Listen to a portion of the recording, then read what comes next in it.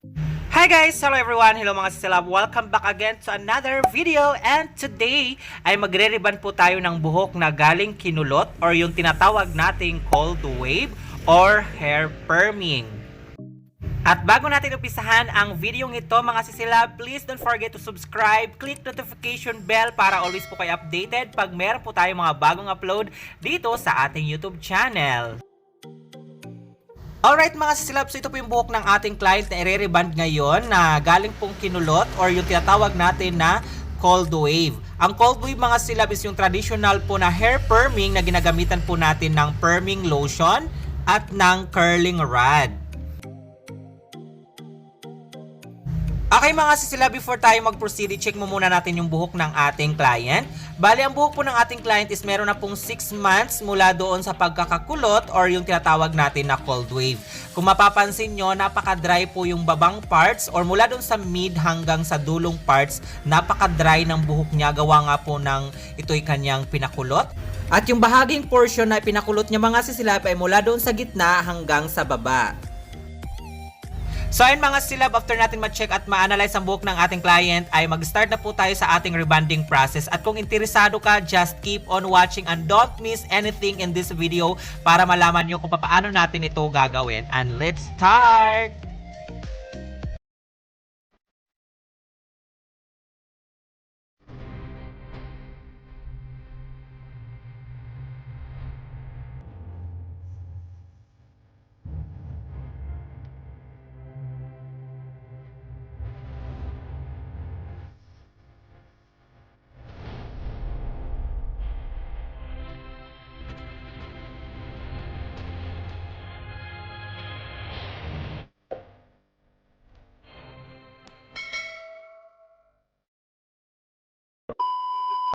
Alright mga sisila, bago tayo mag-umpisa sa pag-apply ng ating rebonding cream number 1, kinakailangan na shampoohin muna natin yung buhok ng ating client para matanggal yung mga dumi, mga oil na nakadikit dyan sa buhok ng ating client. Dahil dito po sa buhok ng ating client ay naglagay po siya ng oil dahil po yan ay nakulot or kinulot. Para pag nag-apply po tayo ng rebonding cream number 1 ay maganda po ang distribution or yung pag-develop ng gamot sa buhok ng ating client. At pagkatapos nating mag-shampoo mga sisila, pinatuyo ko lang ng bahagya ang buhok ng ating client, most especially doon sa upper part na hindi po nasama sa pagkakakulot. At ngayon naman po ay mag-apply na po tayo ng ating rebonding cream number 1. Sa pag-apply naman ng rebonding cream number 1 mga sisilab, since ang buhok ng ating client ay merong cold wave, ang parting gitna hanggang dulo, ang lalagyan lang natin ng rebonding cream number 1 ay yung parts na hindi nasama sa cold wave or sa pagkakakulot. Kaya natin siya hindi sinama sa pag-a-apply ng rebonding cream number 1, yung na cold wave na parts, dahil yan po ay considered na as treated hair. Lalo-lalo na nakita nyo na ang buhok ng ating client is super dry dyan sa parts na nakulot. At laging tatandaan, wag na wag isasagad sa anit ang pag-a-apply ng rebonding cream number 1.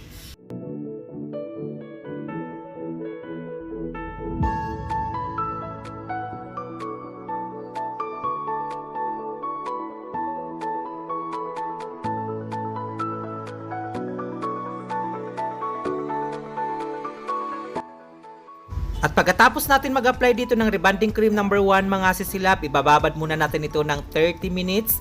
Then after 30 minutes, i-check natin yung strands ng buhok ng ating client kung ito na po ba ay nag-react na para malaman natin kung ito na po ba ay luto na or hindi pa. Paano nga ba natin malalaman kung nag-react na or kung luto na ang strands ng buhok ng ating client? Meron pa akong video dyan kung paano ang tamang pag-hair strand testing mga sisilab. I-check nyo lang po para makakuha kayo ng idea kung paano po ang pag-hair strand testing. So ayun mga sisilab, tapos na po tayo mag-apply ng ating rebonding cream number 1 doon sa parts na hindi po nakasama sa cold wave. So ililib muna natin yan ng 30 minutes, din babalikan natin siya para i-check kung ito po ba ay luto na or hindi pa.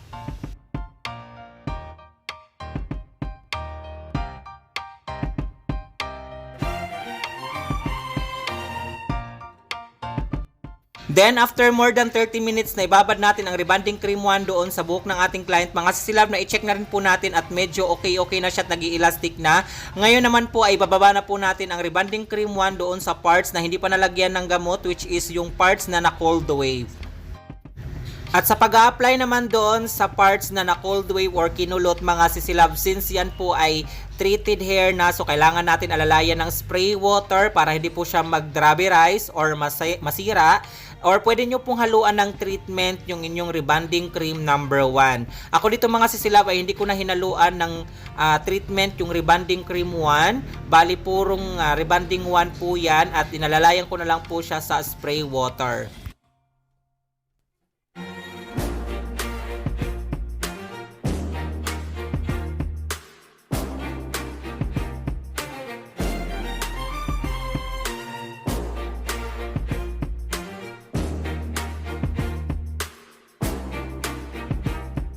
So once na nag-apply kayo ng rebonding cream 1 mga sisilab doon sa parts na medyo treated hair na, kailangan nyo po talagang bantayan at mag-hair strand test po kayo lagi para malaman nyo kung ito po ba ay nagra-rubberize or nagre-react or hindi pa, para makaiwas po tayo sa damage. Pag ganun po ang nangyari mga sisilab, alalayan nyo lang po siya ng spray water para hindi po siya mag-rubberize.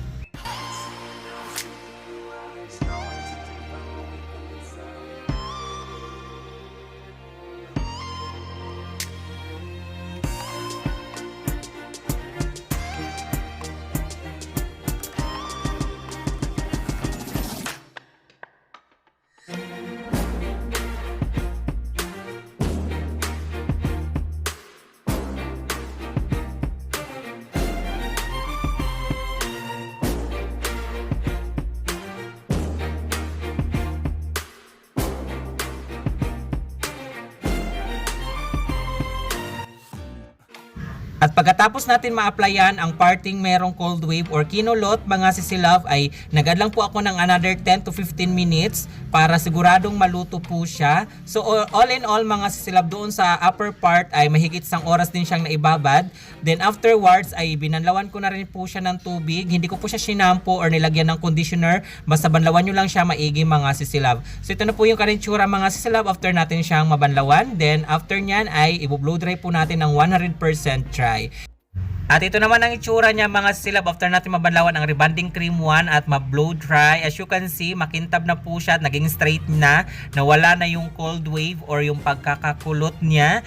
Though may nakita kong mga tangles at dry sa baba. So kailangan natin yan siyang i-hair iron ng bonggang-bongga. So sa pag-a-iron naman mga silab, thin paper lang at gumamit lang ako dito ng 200 degrees Celsius. Huwag masyadong mainit dahil ang buhok ng ating client is treated hair na. At sa pagpaplansya naman, mula doon sa pinakamalapit sa roots hanggang end po ang ating pag-hair iron. Then make sure na may straight talaga siya at kikintab para bonggang-bongga ang result ng ating rebonding.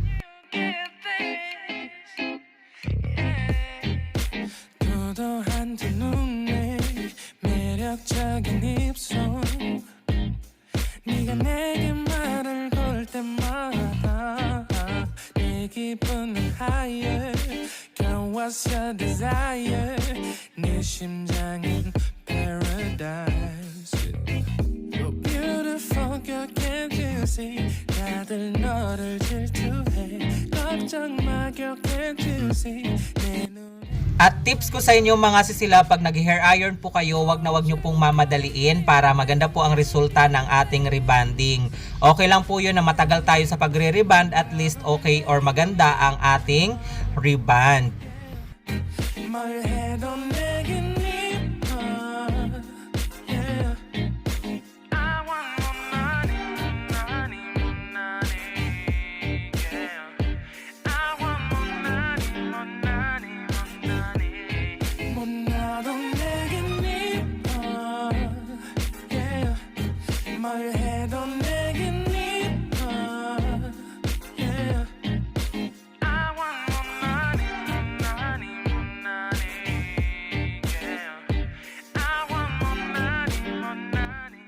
At pagkatapos natin mag-hair iron mga sisilab, ipahinga muna natin yung buhok at least 5 minutes para makasingaw yung init mula doon sa pagkakaplansya.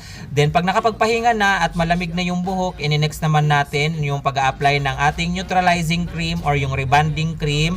number 2. Sa pag-apply naman ng rebonding cream number 2, huwag nyo pong titipirin. Yun ang pinaka-importante mga sisilab dahil ang rebonding cream number 2 ang maglalak sa straightness ng buhok ng ating kliyente. At sa pag-apply naman ng rebonding cream number 2 mga sisilab, okay lang po yan na malalagyan yung pinaka-roots dahil safe naman po yan, hindi naman po siya delikado. So make sure lang na malagyan lahat ng parte ng buhok ng neutralizer para wala pong ma-miss out or magkaroon ng kulot once na ito po ay ating nabanlawan na. My head on 내게 네가 yeah. I want more money, more money, yeah. I want more money, more money, more 나도 내게 네가 yeah. My head on 내게 네가. At pagkatapos naman natin dito mag-apply ng rebonding cream number 2 or yung neutralizer mga sisilab, ibababad naman ito natin ng another 30 minutes. Then after nyan, pag naka-reach na tayo ng 20 or 30 minutes, pwede na po natin yan siya banlawan at maglagay po tayo ng kahit anong treatment. Yun din po ang pinaka-importante sa rebonding natin mga sisilab. Kailangan meron siyang treatment para hindi po siya mag-dry at maging silky and smooth lalo ang buhok or yung ating nire-rebond. 내가 어때 같은 질문하면 항상 난 나온 기분 나도 내게 네가 yeah. My head on 내게 네가 yeah.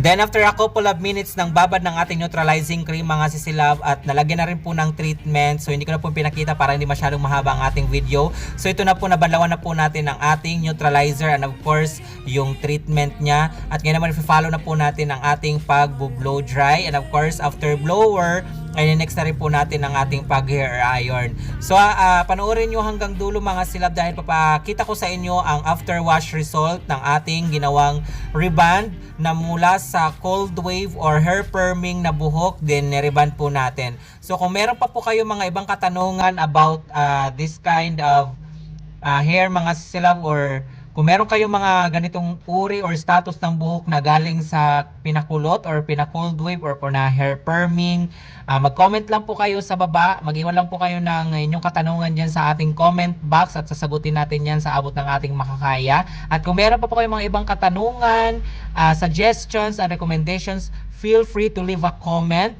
At sa mga bago lang po dito sa ating YouTube channel, please don't forget to subscribe and click nyo na rin po yung bell para updated po kayo pag meron po tayong mga bagong upload dito sa ating YouTube channel. At maraming salamat sa panonood ng aking mga video. At nais ko lang din magpasalamat sa inyong lahat dahil 60k subscriber na tayo mga sisilab. Maraming salamat sa inyong lahat, sa inyong suporta, sa walang sawang pagsuporta kay Chading.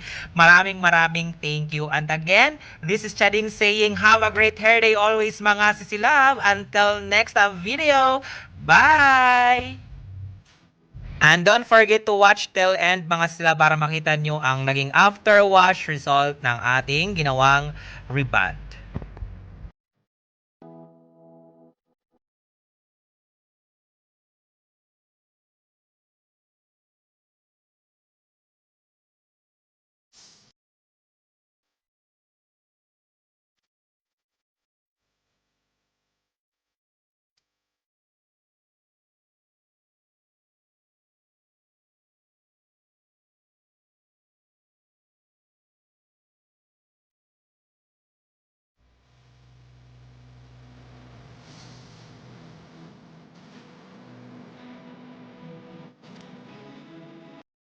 So ito na ang kanyang look mga sisilab after natin siyang mapatuyo. Then papadaanan natin yan ng panghuling plancha.